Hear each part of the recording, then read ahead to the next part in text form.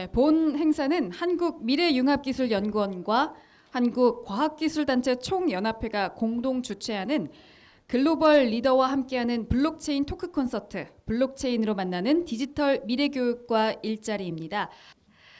그러면 먼저 국내 최고의 석학이자 융합연구의 최고 권위자이신 한국미래융합기술연구원 정명규 원장님의 개회사가 있겠습니다. 앞으로 나오실 때 뜨거운 박수 부탁드리겠습니다. 오늘 이 자리는 블록체인의 산업이 어떤 트렌드를 가지고 흘러갈지, 기술은 어디까지 발전할 것인지, 관련 제도들은 어떻게 바뀌고 있는지에 대해 블록체인 분야 최고 권위자를 모시고 궁금증을 풀어갈 수 있는 시간을 갖고자 마련하였습니다. 뜻깊은 시간 되시길 바라며 블록체인으로 만나는 디지털 미래 교육과 일자리 토크 콘서트를 시작하겠습니다. 감사합니다. 네, 여러분 뜨거운 박수 부탁드리겠습니다. 네, 탭스콧그룹의 최고 경영자이자 블록체인 리서치 인스티튜트의 창립자이자 의장으로 계신 던 탭스콧을 기조 강연으로 함께하도록 하겠습니다. 무대 위로 모십니다. 여러분 뜨거운 박수로 환영 부탁드리겠습니다.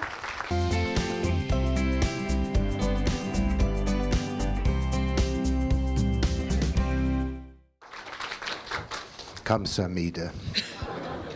Unfortunately, those are the last words that you will hear of your amazing language from me this afternoon.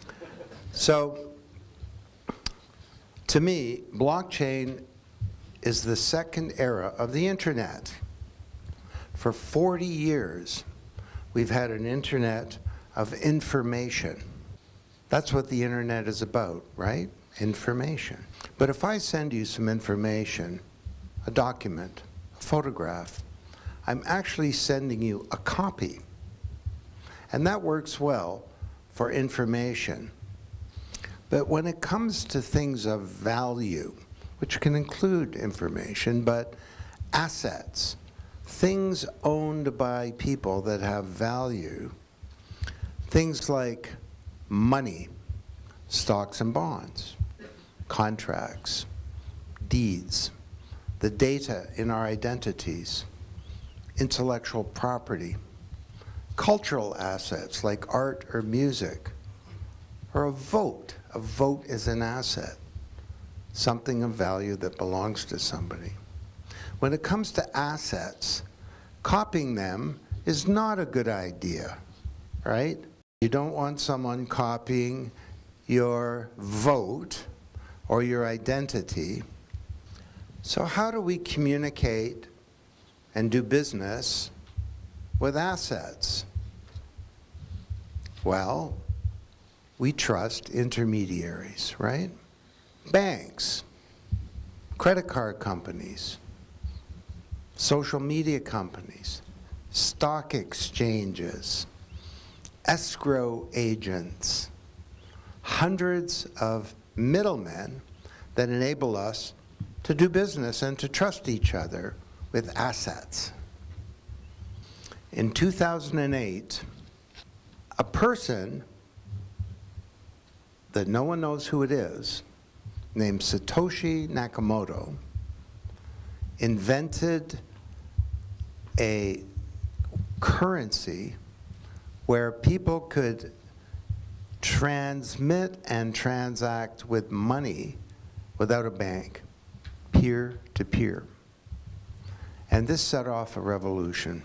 And this was the biggest innovation in computer science in a generation, in my view. Now, Bitcoin was just the beginning, though. Because we saw the rise of the underlying technology, blockchain, Bitcoin was to the internet of value like email was to the internet of information. Bitcoin was just the first app. But now we have general purpose blockchains that enable businesses and people to build any app, not just a currency.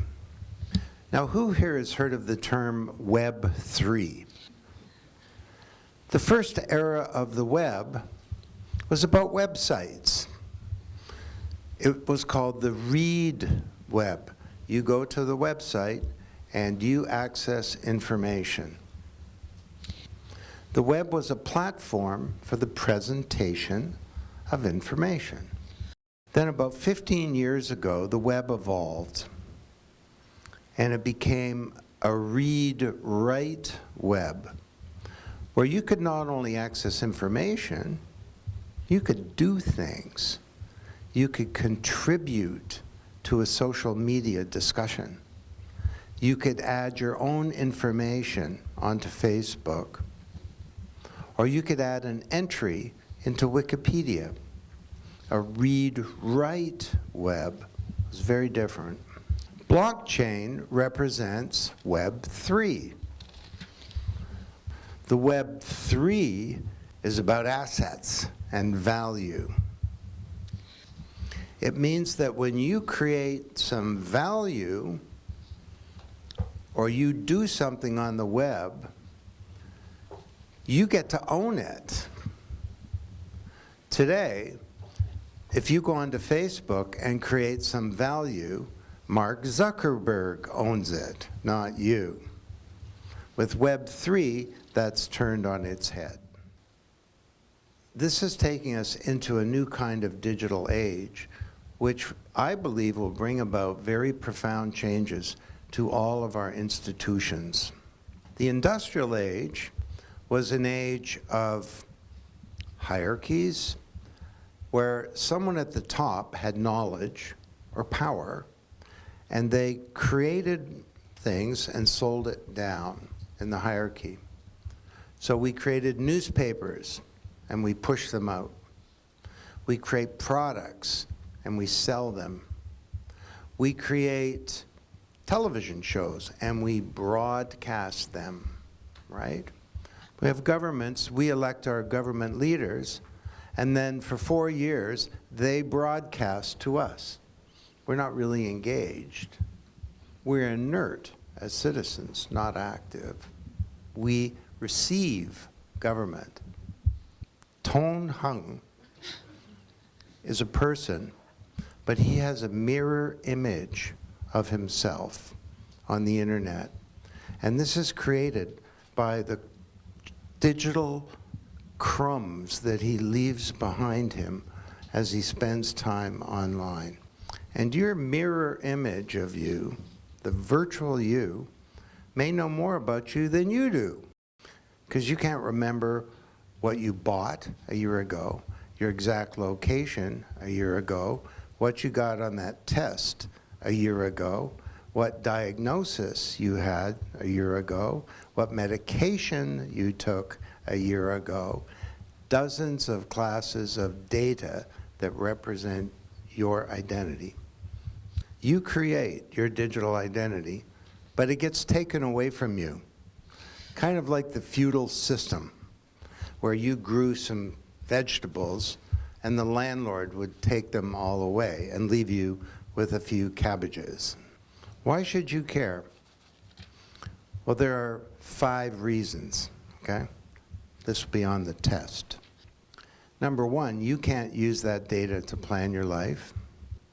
Number 2, that data is on central servers, so it's going to be hacked.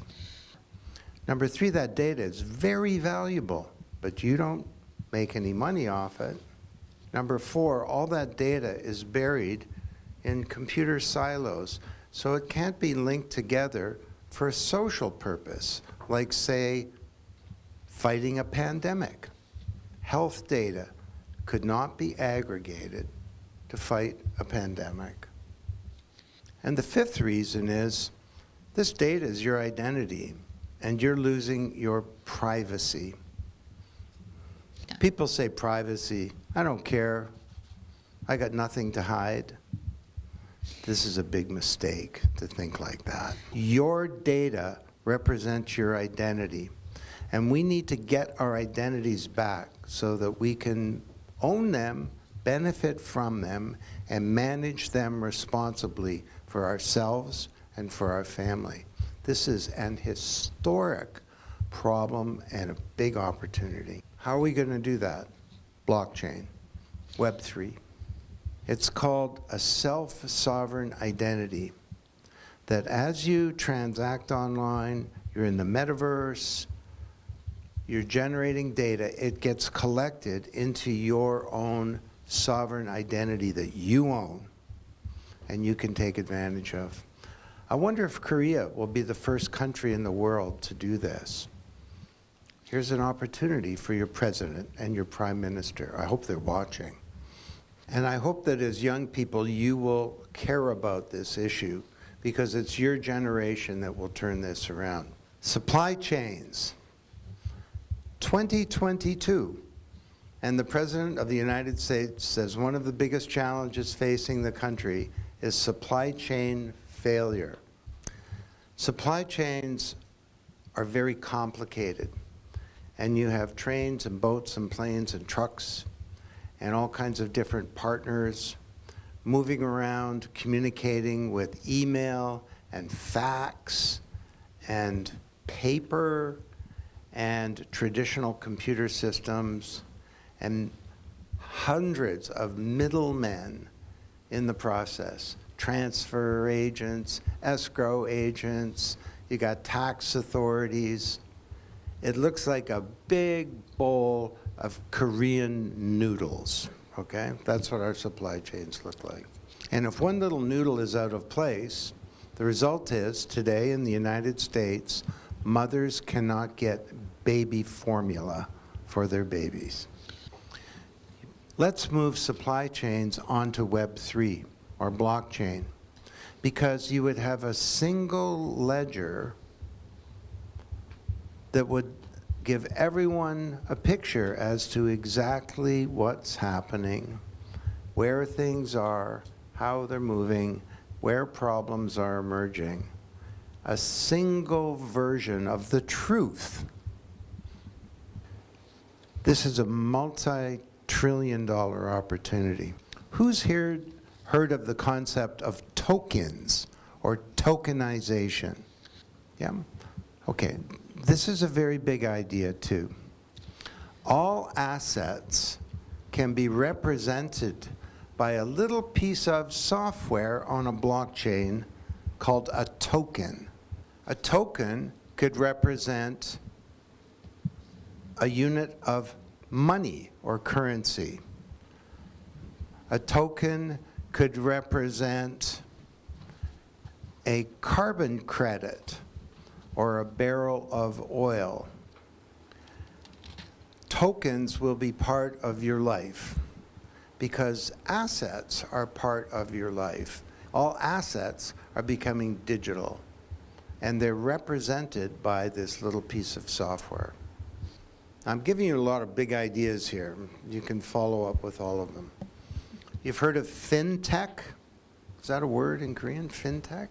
Fintech is the use of software to improve banks, like a new coat of paint on the wall of a bank. Very few people, however, have heard of DeFi. This stands for decentralized finance. This is very different. It's the use of blockchain and software to replace everything that banks do. When a Filipino person in Toronto sends money to her mother in the Philippines, right now, she's charged 10, 12% by an intermediary, banks and Western Union. That should be just as hard to do and just as expensive as sending a text message or an email. The technology enables that now. Then we have a big problem called climate change, right? It's your generation that has to fix this. We need to reduce carbon emissions by 90%. And even if we do, it will take 1,000 years for the planet to cool down. But just like banking, which is centralized, can become decentralized on a network, The electrical power grid is also centralized too, with huge generating stations that distribute out power. We need to rebuild our power grid on a decentralized and green model, and blockchain will be critical to doing that.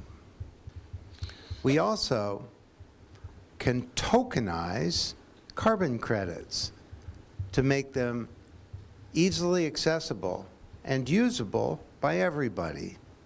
One more topic before I get to the issue of jobs.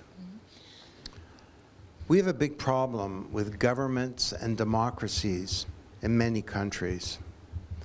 The internet has not had a big positive impact on government, and it's created some big problems in some democratic countries. When I wrote The Digital Economy, I hoped the internet would bring us together. And certainly good things have happened. I can FaceTime with my grandchildren from Korea to Toronto. But the internet also led to something called a fragmentation of public discourse. There's no one newspaper that everybody reads now. There are millions of newspapers. There's no one trusted news television network. There are tens of millions of television networks.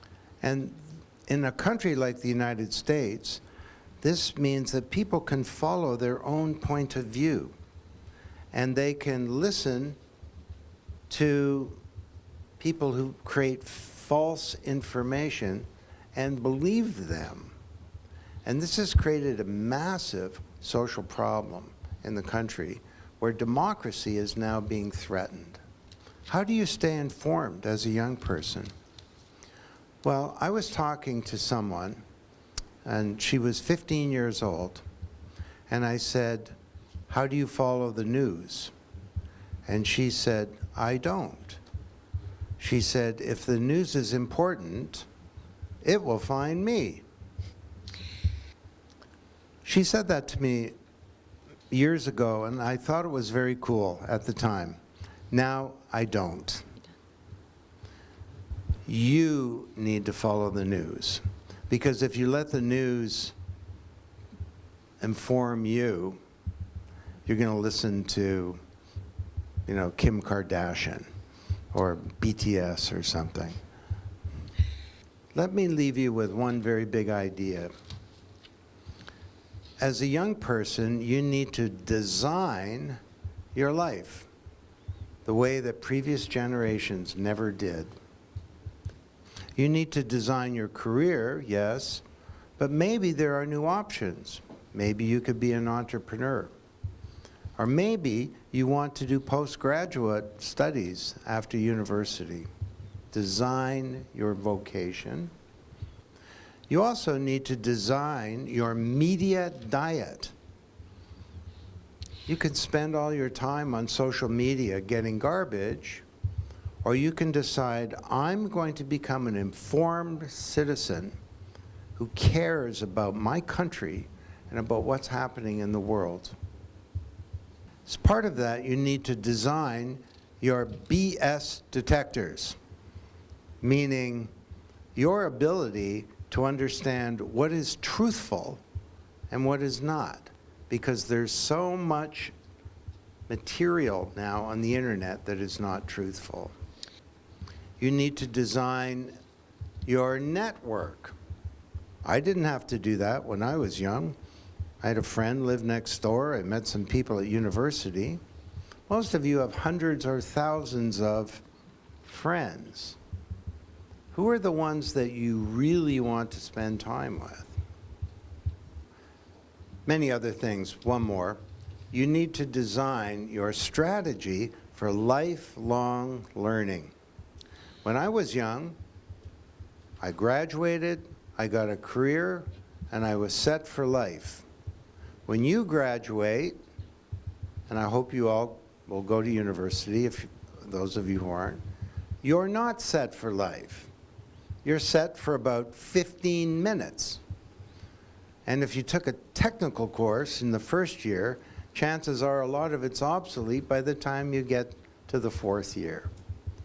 You will reinvent your knowledge base multiple times as you go throughout life.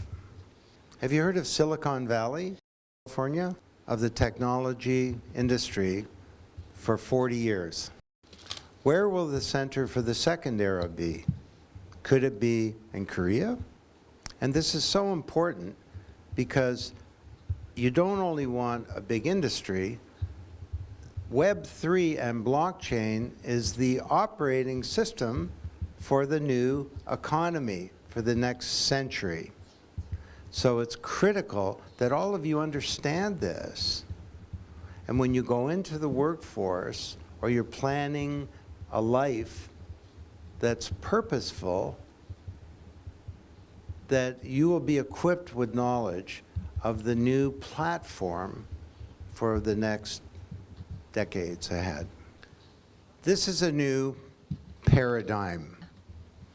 A paradigm is a mental model, and paradigms put boundaries around what we think. We think the internet is about information, right? That's a paradigm. But now there's a new paradigm emerging about value. And when you have a shift in the paradigm, it's often received badly, with coolness, or worse, mockery, hostility. And when you complete your studies and you go into the workforce, you will run up against old mental models and old views.